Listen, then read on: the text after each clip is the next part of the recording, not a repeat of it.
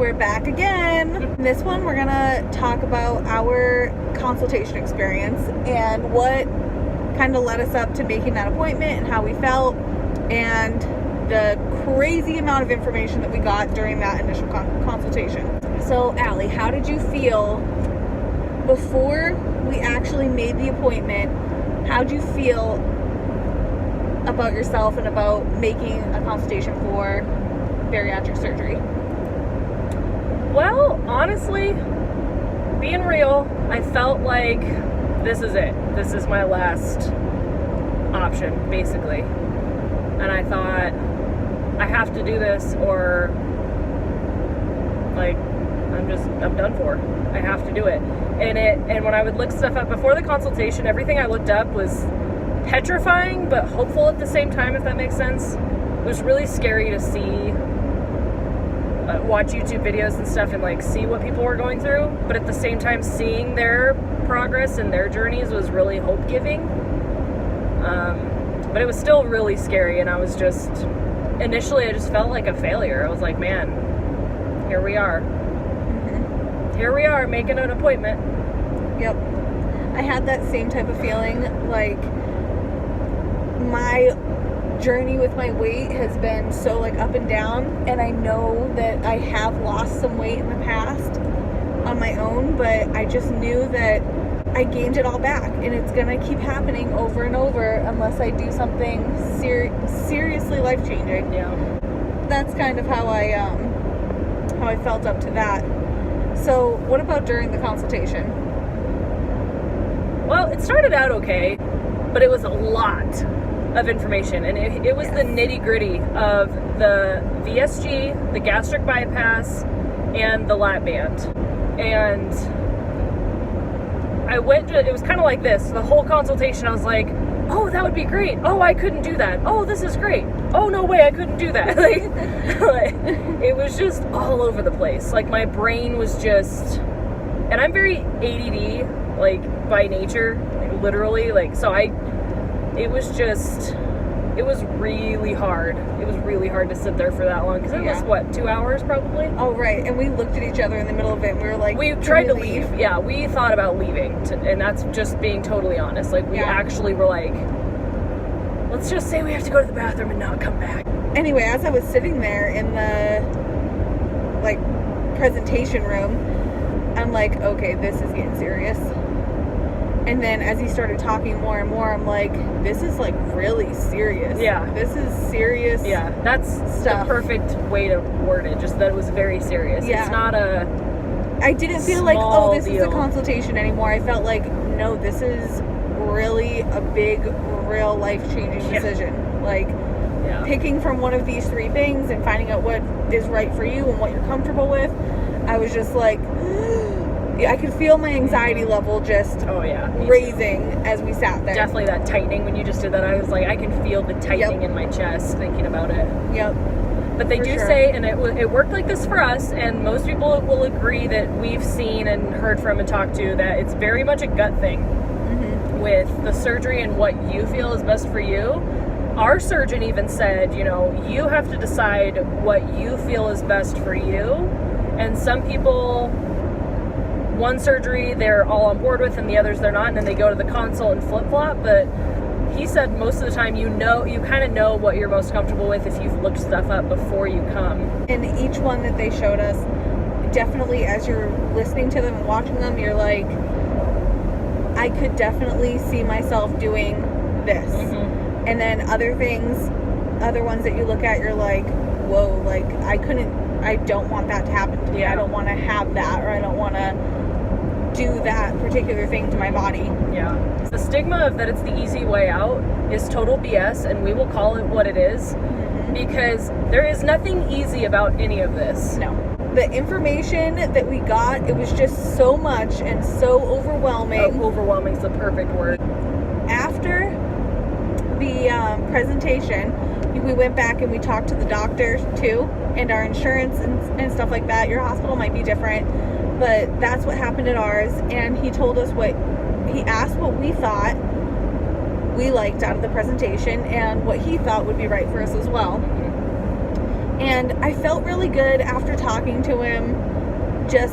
I felt confident in him. But I still had super anxiety and just so much going on in my brain. Yeah. And you do that right after the presentation. Yeah. Like there's immediately no breaks, following. like immediately. So you have all this stuff in your brain anyway that you're just like, I don't know how to process this right now. I don't know exactly what I'm feeling. I'm feeling so many different things. And then you go and talk to them and they're like, okay, P's and Q's. Lots of paperwork. Yep. So we left there kind of like in a cloud, I think. Exhausted mentally and just like we felt heavy walking out of there. We're like, I need a nap and a drink. I'm like, oh my gosh, that was so much. Yeah. Yep. And he talked about having a good support system and stuff like that. So as we were leaving, we were like, we knew we could count on each other. Yeah. But as far as everyone else around us, it's hard to say exactly how great our support system is or isn't. Absolutely. I think we're so confident in each other that it doesn't seem like our other supportive people are as supportive, even though they probably are.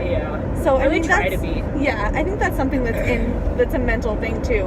Well, it's a hard thing too when you expect support from people that aren't not only in your headspace but haven't done the research you've done.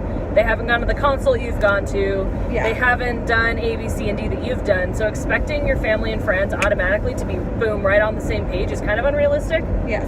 And I think that's something that I wish someone would have reminded me of.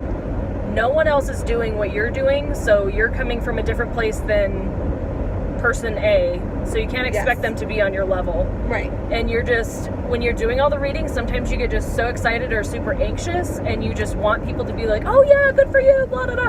And that's not always what happens. Right. And that doesn't necessarily mean they're not supportive. It just means they're not you and they haven't done what you've done and they haven't read what you've read.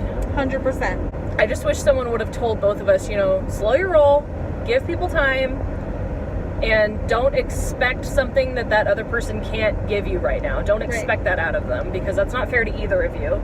You're going to be disappointed and resentful over something they don't have the ability to give you right now. Yeah, and I think I left the appointment kind of feeling like, what if I don't have that? And is that a deal breaker? Is that something that I absolutely 1,000% have to have right exactly at this moment to make my decision?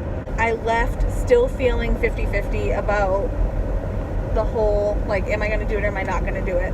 So we afterwards, we just had all these emotions and all of this craziness running through us, and I think we had a few tears. Oh yeah, for sure. And a few crazy thoughts running through. I think I wanted to actually go into the bar and play Keno.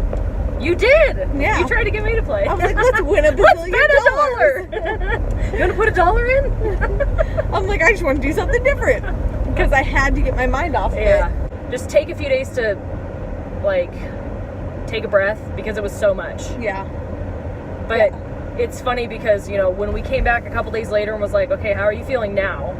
We were both a lot more on board. Oh, right. A lot more. Right. And I think I just quietly, we didn't really talk about it. I talked about it a little with my husband over the few days that we just kind of let it be.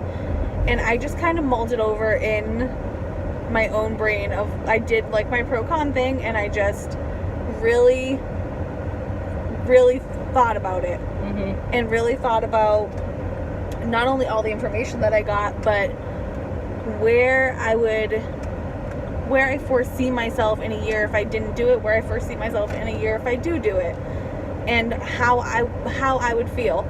So, all of the information we got really contributed to being in the headspace that we were in at that point afterwards, but it also contributed to what we needed to know to make our decisions eventually too.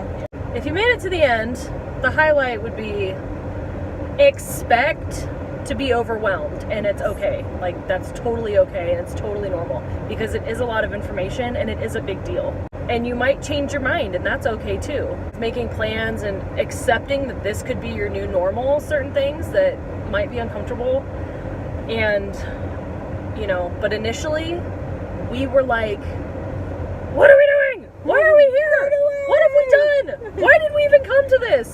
This is crazy. Who's cutting part of their stomach out? That's insane. A perfectly healthy organ. Yeah, sign me up for that. And now that's really what I want to do. Right. So it's totally normal to be freaked out because it's freaky. As of today, we're both very confident and excited. Yes. And we had our consultation 5-6 weeks ago. Thanks for tuning in and watching our crazy rambling. And I expect more. I hope that you enjoyed it, because what you see is what you get. What you see is what you get. There will be rabbit trails. There will be brutal honesty. Yes, and we're not sorry for that. There will be bad jokes. Good jokes. Good jokes. Some good. Some not so good. You know. But since you can't see me, I can't see your judgment. So it's okay, right? Yeah. So we're just gonna live our best lives. If you like our jokes and you like us, like and subscribe. Yeah. We're fed up. Are fed up. We're fat girls that are fed up. Hey, I like that. We will talk to you guys later and be waiting for more content and more awesomeness from us. And we'll talk to you guys later.